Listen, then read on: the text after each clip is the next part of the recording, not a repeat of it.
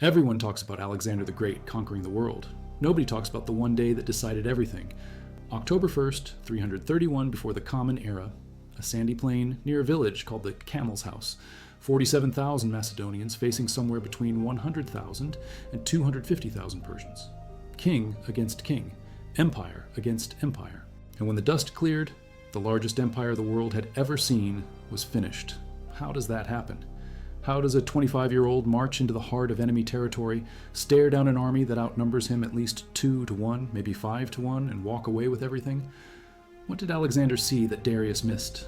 He smashed the Persian army at the Granicus River. 20,000 Persians dead, the regional governors scattered. Then he moved south, taking city after city along the coast. At Issus, in November 333, he met Darius for the first time. Darius brought maybe 100,000 men. Alexander had 40,000. The battlefield was narrow, hemmed in by mountains and sea. Darius couldn't deploy his numbers. Alexander crushed him. Darius fled, left behind his mother, his wife, his 2 daughters. Alexander treated them with respect, a calculated move that spread across the empire. Darius tried to negotiate, offered Alexander 10,000 talents in ransom, offered him half the empire, everything west of the Euphrates River, offered his daughter in marriage. Alexander refused every time. He wanted it all. While Darius regrouped in Babylon, Alexander turned south. Egypt welcomed him. He founded Alexandria in 332, spent the winter there, gathering supplies, resting his men, planning. In April 331, he moved north again, crossed into Syria, stopped at Tyre to organize the conquered territories, then inland, east, toward the Tigris. Darius knew he was coming.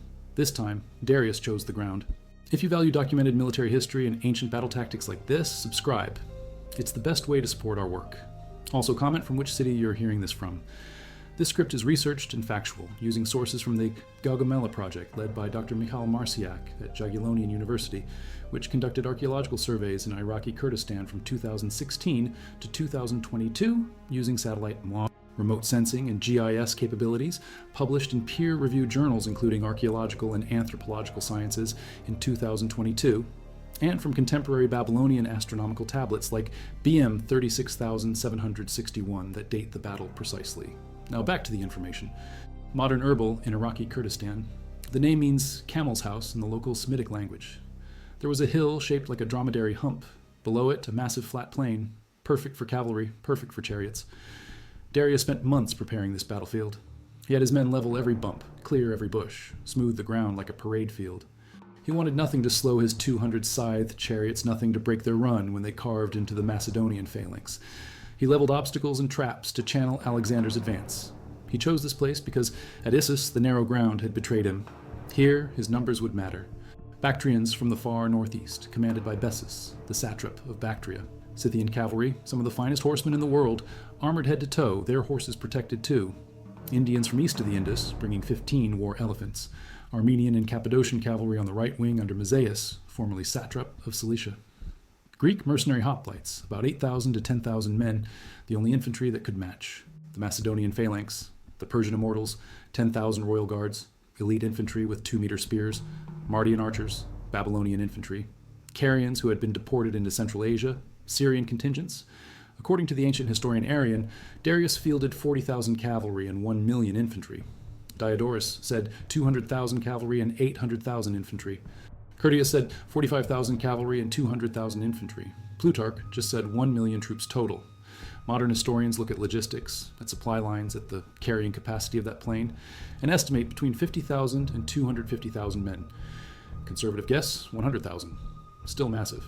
Around him, the Persian apple-bearers, his royal guard, the Greek mercenaries on either side of his position, the only troops who could stand against the Sarissa phalanx. Behind them, in a hollow square, the Babylonians, the Red Sea contingents, the Sidicinians. On his left wing facing Alexander's right, Bessus, with the Bactrian and Scythian cavalry, about 1,000 Bactrians, plus the Sacaean horsemen, 100 scythed chariots on the left. On the right wing, Mazaeus, with Armenian and Cappadocian cavalry, 50 scythed chariots, another 50 in the center near Darius, the 15 elephants stationed close to the royal squadron, though they would never be used. Some say they were too exhausted. In front of the entire line, the chariots. Behind the first line, inferior troops extending the flanks to overlap Alexander's smaller army. Alexander crossed the Tigris River in late September. On September 20th, 4 days before the crossing, a near-total lunar eclipse occurred. The Babylonian astronomical diaries record it precisely. Month of Ululu, 13th day, 5th year of Darius. The moon turned blood red, then went dark completely as Jupiter set. Panic spread through the Persian camp. Omens mattered. 4 days later, September 24th, Macedonian scouts riding ahead of the army spotted Persian cavalry. Not many, maybe 1,000 men under Mazaeus. Alexander immediately drew his army into battle formation, cautious, expecting an ambush. He personally led a contingent of cavalry and light infantry forward, chasing the Persians. Most escaped. A few were killed or captured.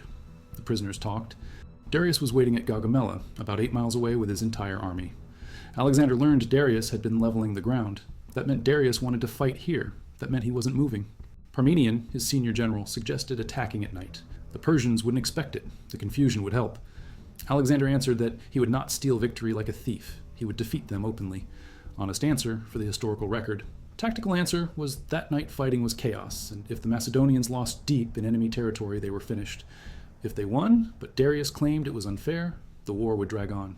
On September 30th, Alexander personally scouted the battlefield, rode out at night to observe the terrain, the Persian dispositions. He saw the leveled ground, saw where Darius had positioned his chariots, saw the massive Persian line stretching far beyond his own. He went back to camp, slept. His officers were amazed. The night before the biggest battle of his life, and he slept soundly. They woke him before dawn. October 1st, 331. These were elite shock cavalry, armored in cuirasses, wearing Boeotian helmets after Alexander standardized them. They carried the ziston, a long lance made of cornel wood with iron points at both ends, so if it broke, you could still use it. Secondary weapon, a sword, either a kopis, machaira, or xiphos, worn on the left side. They fought in wedge formation, the squadron leader at the point, the rest following like a flight of cranes. Fast, maneuverable, devastating. Then the Thessalian cavalry, about 1,800 men, famous for their rhomboid formations that let them pivot and change direction at speed. Prodromoi and Paeonians, light cavalry with long lances, about 600 total used for scouting and flank shock. Thracian cavalry, about 500 armed with javelins. Greek allied cavalry, another 600. 12,000 heavy phalanx troops, the Pegetairoi, foot companions, divided into 6 battalions, armed with the sarissa, an 18-foot pike weighing 12 pounds. These men wore lighter armor than Greek hoplites, smaller shields strapped to the left arm because both hands were needed for the sarissa. They fought in tight formation, 16 ranks deep, the first 5 ranks lowering their sarissas to create a wall of iron points. Behind them, the sarissas angled up, deflecting arrows.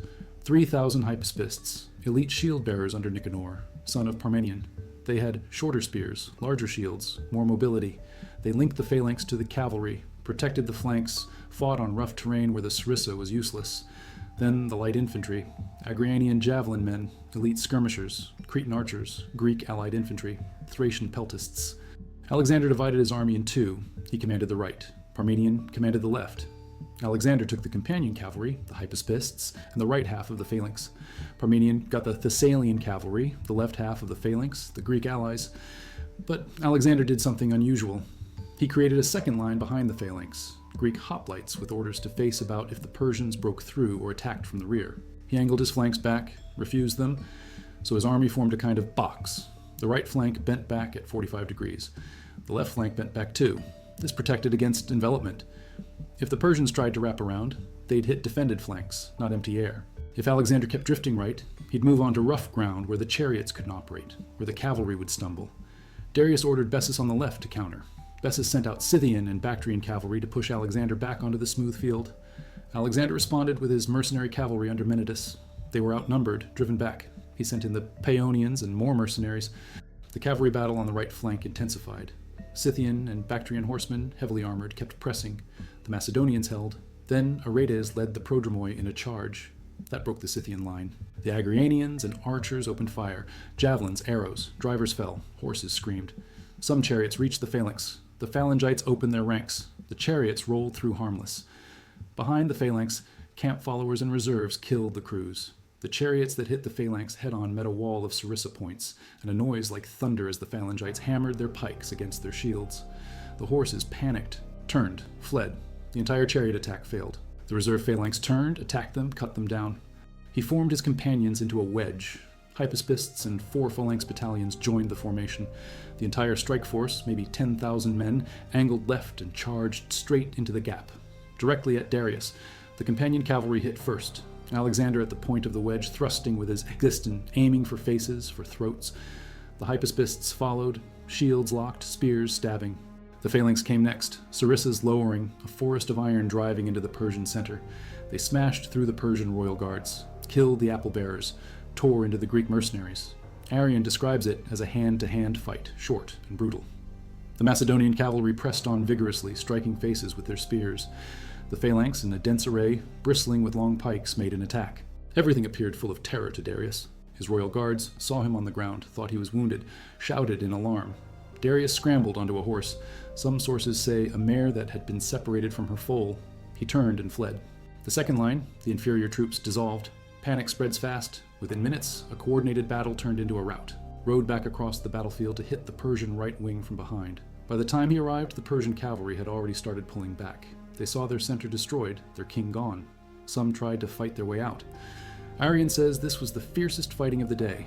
Persian cavalry, Indians, Parthians, the bravest divisions, tried to break through the Macedonian encirclement. It was desperate, brutal. Eventually they broke free and fled. Those numbers are absurd. Propaganda. Curtius gives a more conservative estimate, 40,000 Persians dead. Still probably high, but more believable, given the size of the army and the rout. For Macedonian losses, sources conflict. Arrian says 100 men and 1,000 horses.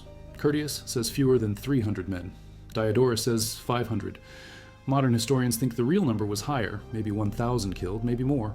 The baggage handlers, the Thracian camp guards who fought off the Persian raiders, they don't appear in the official counts. Add the wounded.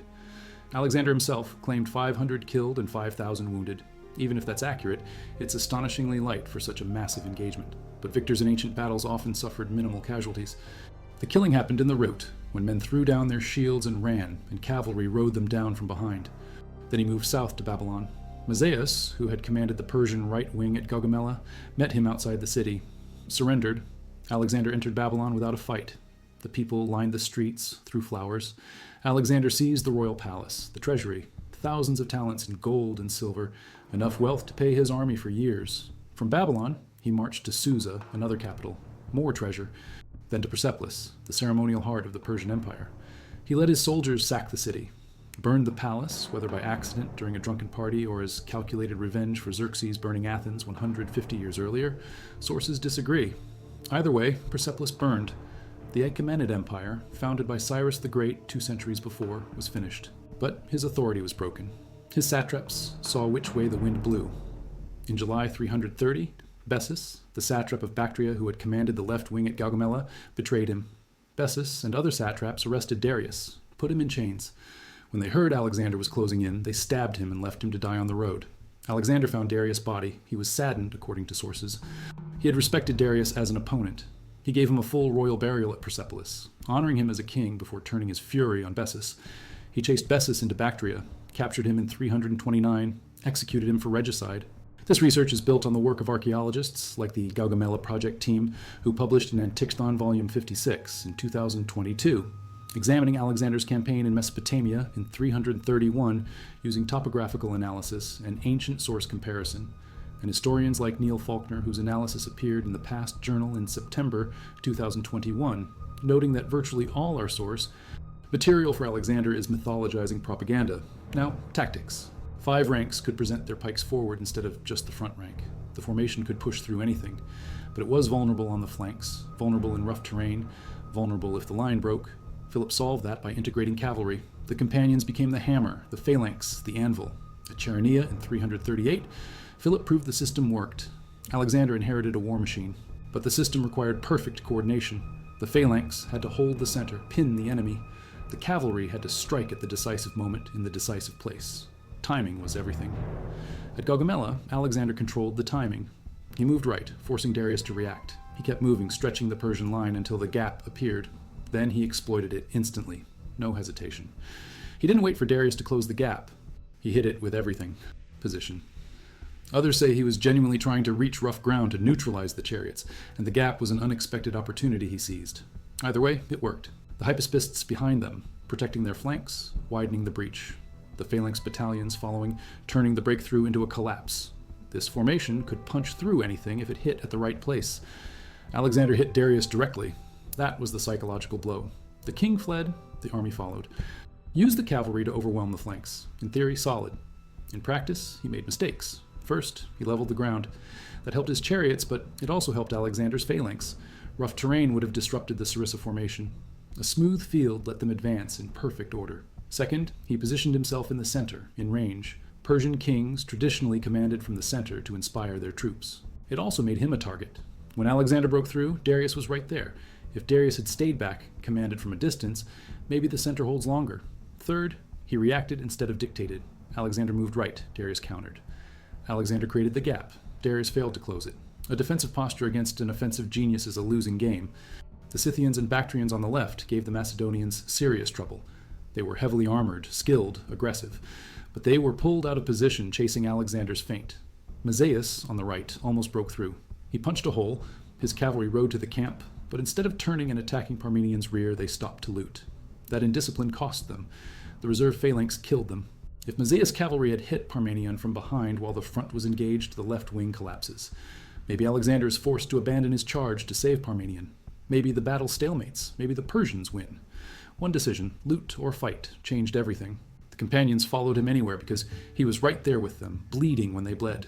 Darius led from the center, protected by guards, and when the pressure came, he fled. That demoralizes. The king who runs tells his army the battle is lost. Even if they could have held, even if they could have regrouped, the king fled. Why stay?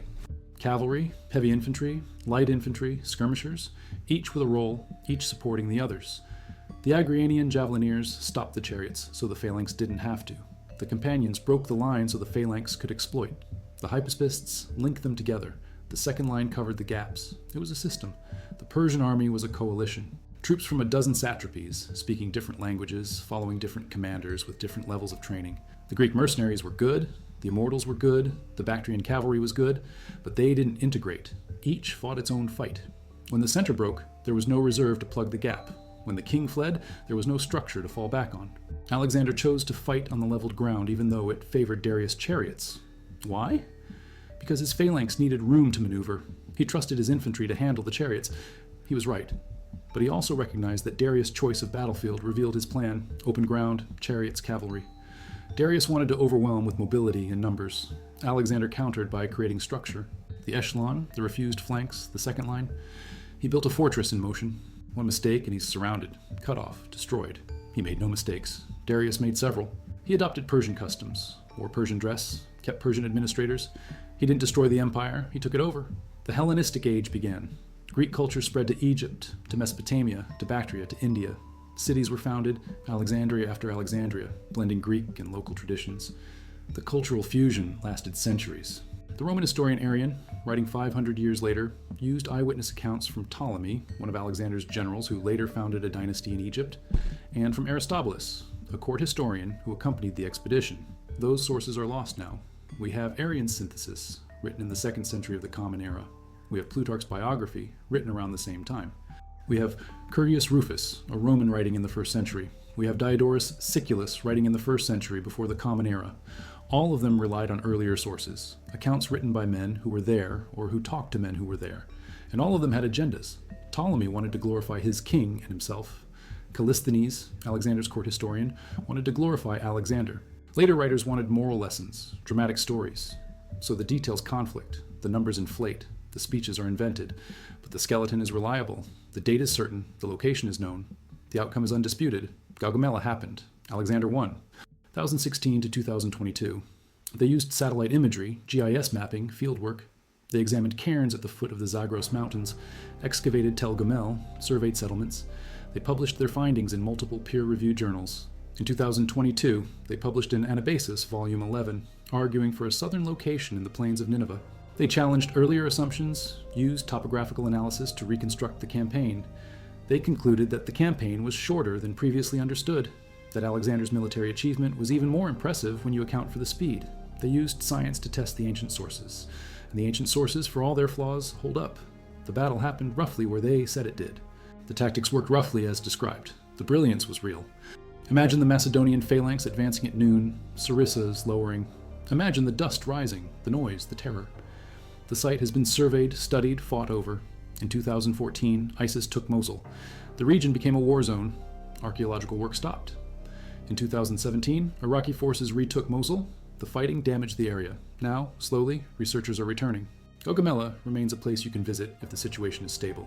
A flat field, a hill, a river, the echoes of 47,000 men crushing 100,000. The story of Gaugamela gets told and retold because it's the ultimate underdog victory, except the underdog was a military genius leading the finest army in the world.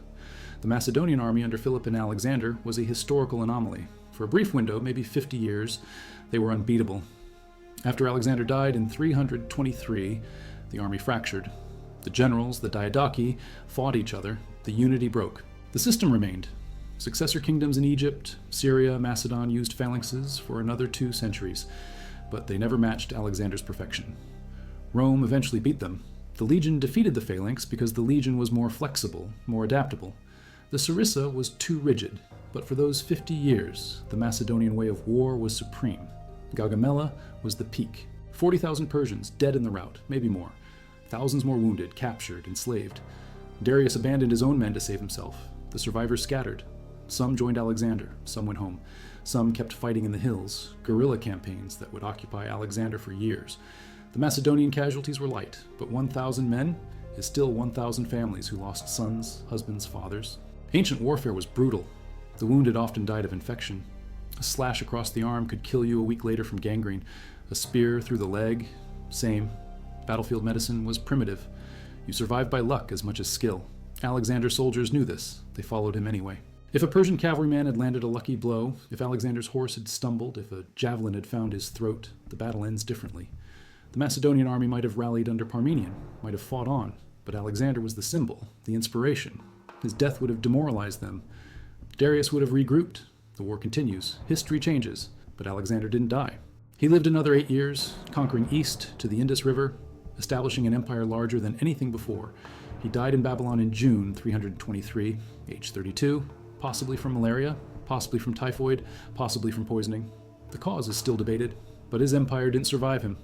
Within 20 years, it was divided among his generals. Within a century, Rome was rising, but the cultural impact lasted. The Hellenistic world shaped Mediterranean civilization for 500 years. All of it traces back to Gaugamela. The idea that a smaller, better trained, better led force can defeat a larger one is proven here. The idea that the decisive point is where you break the enemies will, not just their line. The idea that speed and aggression can overcome material disadvantage. These are truths of warfare that Gaugamela demonstrates. It had survived rebellions, invasions, internal struggles, and it ended in one afternoon, because the king fled, because the system couldn't survive that loss. Alexander's empire fell even faster. He died, and it shattered. No system is permanent, power is fragile. One battle, one decision, one moment of fear, and everything changes.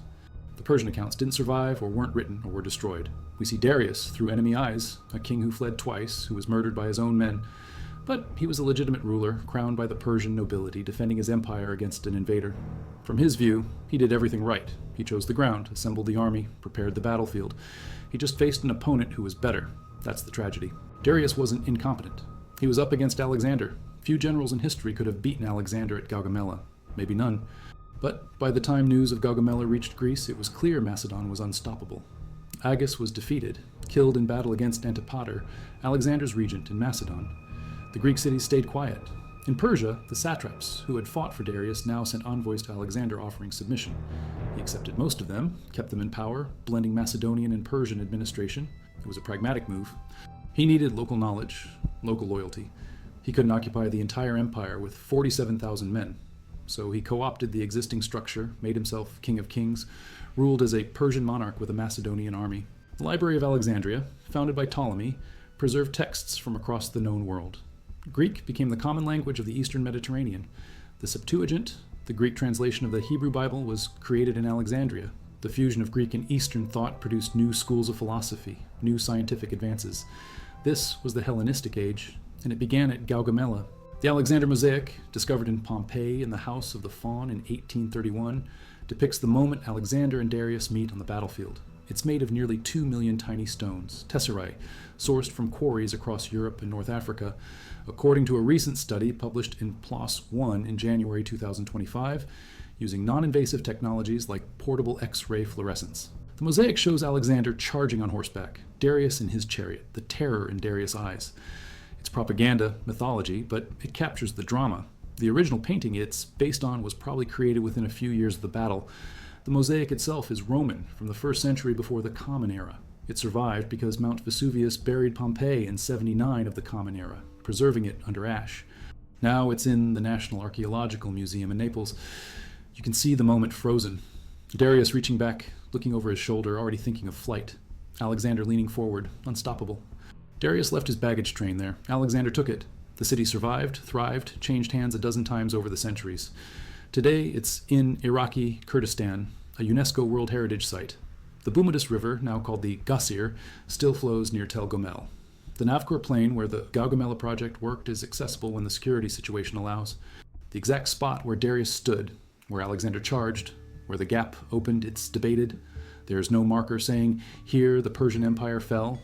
The wind blows across the plain, the river runs, the hill stands. The evidence is in the sources, the archaeology, the landscape itself. In the Mesopotamian plain in early October, temperatures are still hot, 30 degrees Celsius or more during the day. Each man needs maybe 2 liters of water per day, minimum. That's 200,000 liters, 200 metric tons. The horses, thousands of them, need more. They need grain, fodder. An army that size consumes tons of supplies daily. Darius had supply lines running back to Babylon, to Arbela, to Susa. He had been encamped at Gaugamela for weeks, stockpiling. Alexander had a smaller logistical footprint but a longer supply line. He brought supplies from Tyre, from Egypt, but he also foraged, took from the land. The Persian scorched earth tactics Mazias employed in the countryside around the Tigris were meant to starve Alexander out. They failed because Alexander moved fast, crossed the river before Mazias could destroy enough. The battle itself probably lasted several hours. From noon, when Alexander advanced, to late afternoon, when the rout ended. The cavalry fight on the flanks, the chariot charge, the wedge breakthrough, the pursuit, each phase took time. Ancient battles weren't quick unless one side broke immediately. Gaugamela was hard fought. The sources described fierce hand-to-hand combat, desperate charges, cavalry duels. Men died slowly. Armor saved some, doomed others when they fell and couldn't get up under the weight. The phalanx ground forward step by step. The sarissas impaled men, horses. The noise would have been overwhelming. Tens of thousands of voices shouting, metal clashing, horses screaming, officers yelling commands. You couldn't hear orders unless you were close. Officers used visual signals, runners. In the dust and chaos, units could lose cohesion, drift apart. The discipline of the Macedonians kept them together. The lack of cohesion among the Persians pulled them apart. Bessus and the other satraps arrested him, hoping to bargain with Alexander. They realized too late that Alexander didn't need to bargain. He was winning. They killed Darius to avoid handing him over as a prisoner, a final humiliation. He declared Bessus a regicide, an enemy of the Macedonian throne and the Persian throne both. He pursued him for a year, crossing the Hindu Kush mountains, pushing into Bactria and Sogdiana, harsh terrain where the Macedonians had never been. He captured Bessus in 329, put him on trial, executed him. Justice for Darius, legitimacy for Alexander. By executing Darius' murderer, Alexander positioned himself as the rightful successor, the avenger of the wronged king. It was theater, politics, and genuine emotion mixed together. An empire that fell. The details vary depending on the source. The core is consistent. Alexander saw the gap. He took it. Darius ran. The world changed. They used ground-penetrating radar and satellite imagery to identify anomalies consistent with burial pits. They haven't excavated yet. Political instability, lack of funding, ongoing security concerns have delayed the work. But the evidence is there. Somewhere in that plain, thousands of men are buried. Persians, mostly. Maybe some Macedonians. The dirt holds the truth of that day. When the archaeologists finally dig, they'll find bones, weapons, armor. Persian and Macedonian mixed together. The physical proof that matches the written record. The battlefield is still there, waiting to tell its story. Speed, precision, courage, against all odds. Gaugamela was Alexander the Great's finest hour, and it happened in a single afternoon on a dusty plain in Mesopotamia when 47,000 men shattered the largest army on earth.